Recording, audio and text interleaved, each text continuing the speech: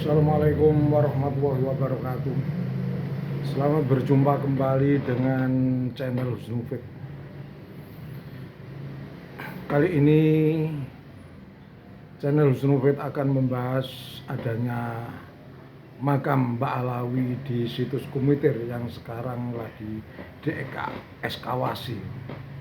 Apakah makam tersebut merupakan makam asli atau palsu? Juga apa maksud mendirikan makam di atas situs Kumitir, dan makam itu pernah diholi berapa tahun yang lalu. Berikut ini akan kita bahas. Namun terlebih dahulu saya memperkenalkan diri, saya adalah Dr. Husnufit MPDI, alumni Magister S2 IAIN Sunan Ampel Surabaya dan Ketua Takmir Mushola Al-Ikhlas Surabaya. Adanya makam Mbak Alawi di situs Kumitir ini sebenarnya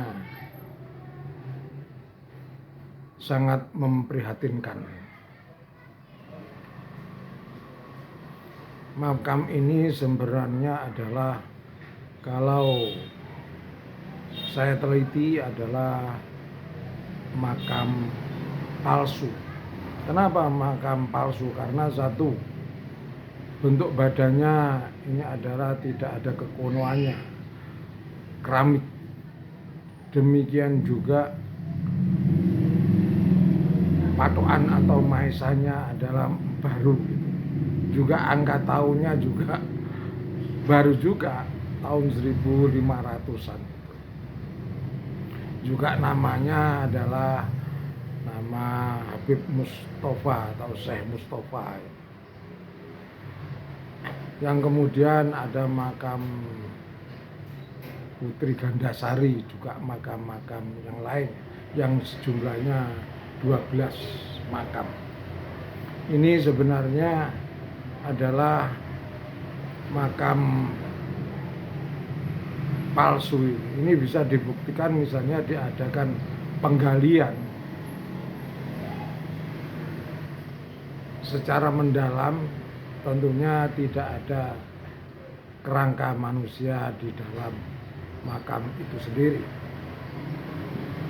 Oleh karena itu, saya setuju kalau ekskavasi situs Kumitir yang mendekati makam dan langsung aja makam itu dibongkar.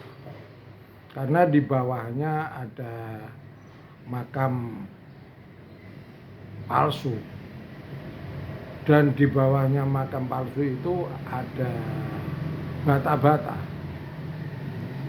yang merupakan peninggalan peradaban kerajaan Mojopahit. Tapi dalam kenyataannya makam itu hingga kini belum dibongkar oleh BPPC Jawa Timur. Proses ekskavasi situs Kumitir belum sampai menyentuh ke makam Mbak Alawi. Di situ ditulis jelas bahwa itu adalah makam Mbak Alawi. Tapi yang sebenarnya ini sebuah kejahatan, kemusyrikan, penyembah berhala terhadap makam palsu. Ini tidak bisa dibenarkan. Oleh karena itu saya usul bahwa hendaknya BPPC melakukan pembongkaran terhadap makam Pak Alawi Habib Mustafa atau Syekh Mustafa dengan makam yang lain yang sebanyak 12 makam adalah di situ. Dengan terbongkarnya makam tersebut, maka satu akan menghilangkan kesyirikan. Kedua adalah akan menghilangkan penipuan makam. Yang ketiga, nantinya tidak ada hol-hol yang ada di situ. Memang itu bukan makam yang asli. Pemirsa yang saya hormati, di balik pembuatan makam Mbak Alawi di situs Kumitir ini sebenarnya dari analisa saya ini upaya pembelokan sejarah juga. Dengan adanya makam Mbak Alawi di situs Kumitir dengan angka tahun 1500 ini dengan harapan bahwa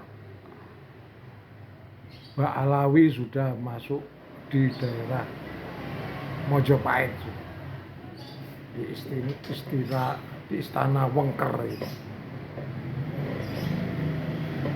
Ini sebagai upaya untuk melegitimasi bahwa kedatangan Mbak Alawi ini sudah ada sejak akhir zaman Mojopahit. Padahal imigran Yaman ini didatangkan Belanda pada tahun 1838. Mereka datang ke Indonesia bukan sebagai pedagang. Kalau sebagai pedagang, mereka membawa kapal besar, kapal kayu. Habis itu setelah selesai dagangannya habis langsung kembali. Tapi ini kan dalam kondisi miskin, dalam kondisi tidak punya apa-apa, dibawa Belanda untuk dipekerjakan di Indonesia. Kalau dulu di Batavia ya belum ada Indonesia. Anehnya pemalsuan makam. Kalau yang di situ Kumitir sudah yang sekian kali, ini kok bisa dipercaya? Sudah banyak kebohongan kok masih dipercaya, dihusnudoni aja kok bisa. Pemalsuan makam ini sebenarnya cukup sistematis, mulai dari Probolinggo pemalsuan makam, daerah Wonosobo pemalsuan makam yang kemudian dibongkar, yang terbaru di Madiun. Ini sebenarnya upaya untuk memperkuat posisi Habib Lutfi bin Yahya sebagai ketua Sufi ya. Karena Habib Alawi itu kan zaman dulu hanya berada di kota, di kampung Arab. Memang sama Belanda dilindungi di tempat kampung Arab dari serangan kaum pribumi, karena pada waktu itu pribumi dengan Belanda itu berperang, dan Habib Alawi imigran Yaman mendukung Belanda. Dan ini wajar, mereka mendukung karena mereka dibawa oleh Belanda dan disejahterakan oleh Belanda dengan dibuka rumah-rumahnya bertingkat. Sementara rumah pribumi terbuat dari sesek bambu.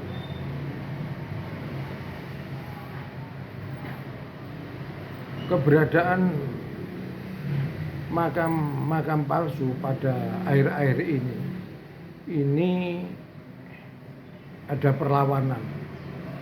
Ini cukup bagus saya kira.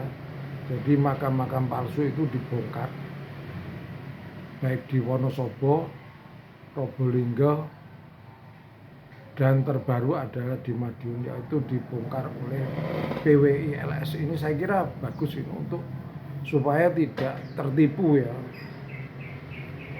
tidak tertipu oleh makam-makam palsu itu.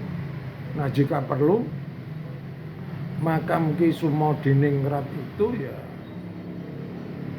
dibongkar juga ya. Karena makam aslinya kan ada di Jogja. Ini biar 500 tahun tidak ada versi-versi yang lain, sehingga nama KRT Sumodiningrat itu menjadi bagus. Juga selanjutnya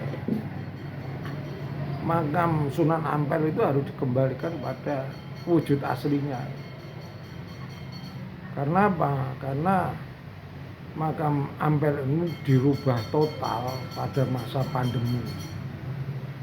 Informasi yang ada pembongkaran mayat, pembongkaran makam itu atas instruksi Habib Lutfi. Ini tidak dibenarkan karena ini makam bersejarah. Kalau makam bersejarah itu tidak boleh dibongkar, udah ada dendanya 1 miliar. Nah, kalau dilihat dari makam Sunan Ampel ya, nisannya ini dirubah, nisannya disamakan dengan nisan makam-makam Ba'alawi. Ini kedepannya nanti diakui bahwa Sunan Ampel berasal dari Yaman karena terbukti nisannya seperti nisan orang-orang Yaman, padahal Sunan Ampel berasal dari Campa. Ini saya usul kepada PWLS untuk melakukan pembongkaran dan dibentuk seperti aslinya lagi dan nisannya dikembalikan lagi, diperlihatkan lagi. Sementara ini kan nisannya akan dibentuk. Sama dengan makam Sultan Fatah di Demak ya, itu kan juga dirubah juga makam Sunan Fatah sama istri itu dengan nisannya dikubur dan nisan baru. Ini jika ada penilaian lagi ya, ini bukan dari pribumi tetapi dari Yaman. Ini saya usul kepada PWLS atau juga pengurus dari Masjid Demak ini untuk melakukan perubahan, dikembalikan kepada aslinya sehingga sejarah benar-benar asli. Dari sini terlihat bahwa ada upaya-upaya yang sistematis untuk menyamankan, memba'alawikan. Dan yang terakhir ini adalah di situs Komitir ada makam Ba'alawi. Ini tidak bisa dibenarkan. Ini perlu PWI Laskar Sabila itu mendatangi di makam situs Komitir kalau bisa dilakukan pembongkaran makam biar tidak terjadi kontroversi makam palsu. Dari sinilah saya melihat kebohongan-kebohongan yang sangat besar dari kaum Ba'alawi ini. Tapi anehnya pengurus PBNU itu masih husnudzon aja. Misalnya Gus Yakut, ketua PBNU Gus Yakut itu ya husnudzon, OSM-nya juga husnudzon. Bahkan mengatakan kalau tidak ada Ba'alawi kita tidak tahu tentang ajaran Islam. Ya tidak benar. Yang mengislamkan ini Wali Songo dan para kiai. Kalau ini saya tidak sepakat. Demikian juga saya dengan ketua PBNU juga hal ini tidak sepakat. Kalau yang lainnya saya sepakat takdim.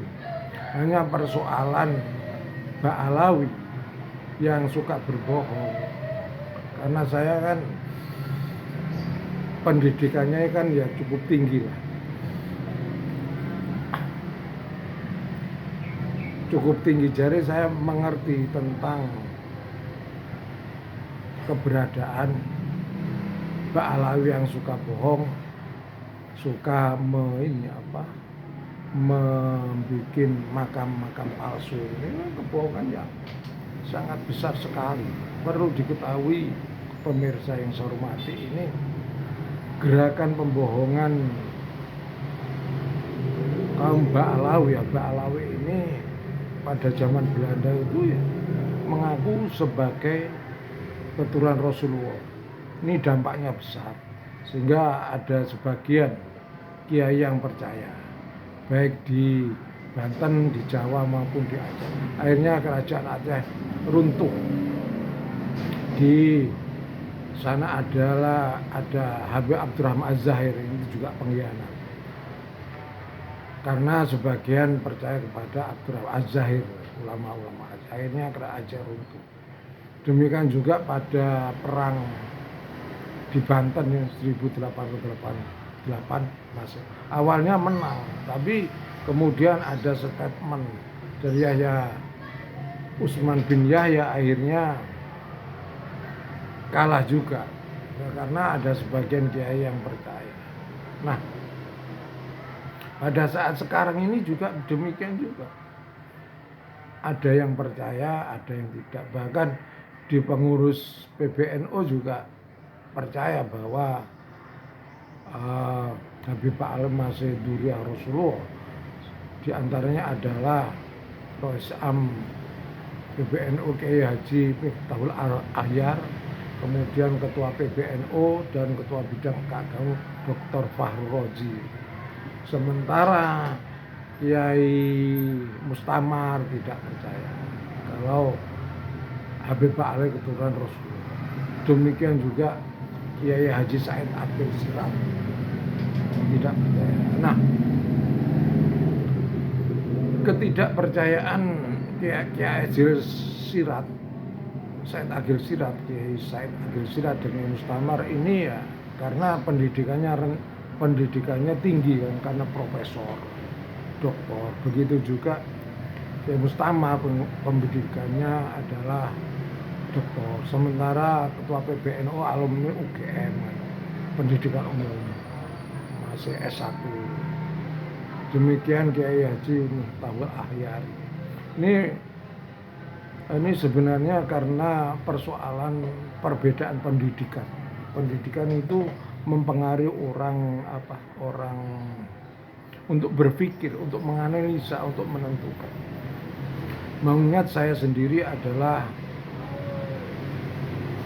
lama belajar di dunia pendidikan ya. Saya tuh dulu sekolah guru negeri SPG Jember, kemudian Fakultas Keguruan Ilmu Pendidikan Universitas Negeri Jember, yang S2 konsentrasi pendidikan Islam IAIN Sunan Ampel. Jadi saya mengerti bahwa perbedaan pendidikan seorang ini akan mempengaruhi analisa wawasan terhadap orang. Oleh karena itu, saya mendukung Kiai Haji Said Agil Sirat, profesor, dia pendidikan profesor, doktor. Juga saya mendukung dari Kiai Haji Mustamar karena pendidikannya juga tinggi, S3 ya. Analisanya cukup jelas, cukup tajam, dan bisa membedakan mana yang benar dan yang salah. Jadi kata husnudzon itu tidak bisa ditempatkan pada hal yang salah. Husnudzon itu harus ditempatkan pada hal-hal yang baik. Terakhir, sebagai closing, ini sebagai bukti bahwa ada makam Mbak Alawi di situs Komiter. Ini menunjukkan upaya pembohongan dari kaum Mbak Alawi. Tapi kaum Mbak Alawi tidak sadar bahwa orang-orang Jawa, orang-orang pribumi ini sebenarnya sudah tahu dan pintar.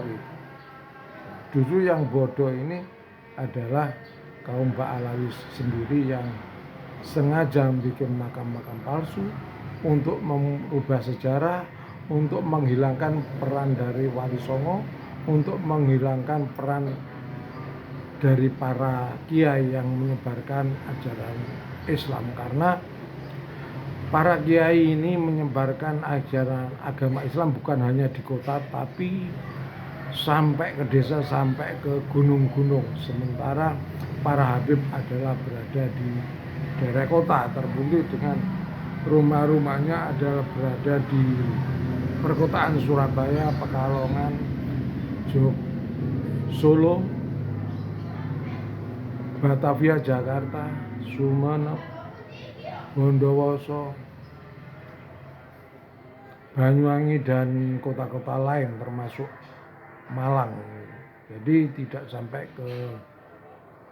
ke desa-desa. Nah, pada saat ini, akhir-akhir ini reformasi berjalan dan Kiai Habib Lutfi bin Yahya menjadi ketua Sufi dan ketua Jatman ini, Habib Ba'alawi mendirikan makam-makam di desa-desa, di pelosok desa, di gunung dan di situs, dengan harapan bahwa mereka menyebarkan agama Islam bukan hanya di kota saja, tetapi di desa-desa dan di gunung, bahkan di Kerajaan Mojopahit, dengan dibuktikan makam-makam yang ada. Ternyata makam yang dibikin itu adalah makam palsu. Dengan demikian, apakah kita masih percaya, masih husnudon terhadap Habib Ba'alawi dan Muhyiddin yang membuat makam-makam palsu? Tentunya saya yang telah mengancam pendidikan tinggi. Saya pernah jadi guru madrasah, guru SD, guru anak-anak TPK di masjid juga, pernah jadi ngajar mahasiswa, pernah SME dan SMA. Jadi tidak mudah ditipu, tidak mudah dibohongi dengan makam-makam palsu. Sebagai kesimpulan bahwa Habib Ba'alawi dalam menyebarkan agama Islam tidak sampai di pedesaan.